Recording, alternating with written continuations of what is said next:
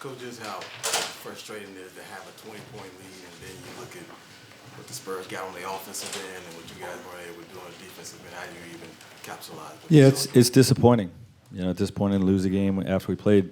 Quite frankly, we played a brilliant basketball game. I mean, the offensive sharing and trust was really good throughout. Our defensive disposition was really good throughout. We let our foot off the gas a little bit in the third quarter. They made 7 threes, but it's an early season lesson for us. Teams are never going to stop playing, especially in the modern NBA where threes can get you back into a game. We have to guard that better, and we have to close out the fourth better. But I like how we played overall, and it's a good early season lesson for us. Curious, the play with Durant where he turned it over. How did you see it? Because obviously he was trapped. Usually in those situations, it's a foul. Yeah, they fouled him. The refs didn't call it. They whack him on the arm. Okay, before the ball gets ripped out of his hands. No call, but in a situation like that, we try to get the ball in a quick inbounds to our 90% free throw shooter, and we did, but it didn't work out. In terms of that last play, calling a timeout, you probably just held it because you thought you had got we go through all these scenarios, right? We have a safe only inbound. So J.O. knows he's going to throw it to Kevin Durant only. Okay, if you can get it to him safely, we'll take it. Okay, 99% of the time he gets fouled, make 2 free throws, game's over. Okay, this situation, the refs didn't call the foul. Okay, the ball got stolen, we lost the game.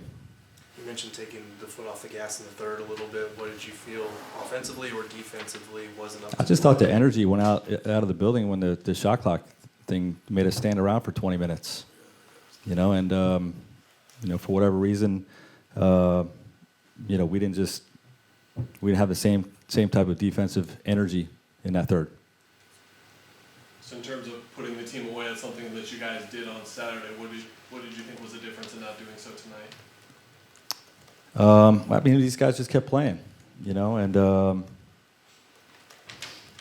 I got to look at the tape, honestly, at the beginning of the fourth quarter, okay, and see what it looked like. But the 3-ball can keep teams in it in the modern NBA. Like, we all got to understand that, and it's a good early season lesson of that. Coach, one of the things I know, you probably didn't want to put Kevin back in at the end there, that they got it down to a certain point. What do you feel like wasn't working that first 4 or so minutes that started the fourth that let the Spurs get close enough to make you go, okay, we need to get... Yeah, well, they started in the third by making 7 threes. It wasn't just that stretch. We gave them life, gave them belief, and they got a talented team over there, so they took advantage. You guys have been working on your spacing with KD in the post. It felt like you always had a shooter 1 pass away. I know that obviously the ending was not what you wanted, but you mentioned playing a brilliant game. How did you like the way that? Yeah, big growth game for us. Again, it's a marathon, and you get frustrated with if you don't win a game like that.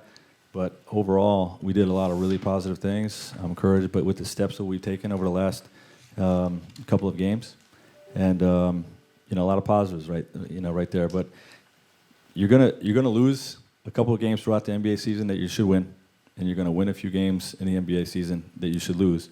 Tonight we're just on the wrong end of it.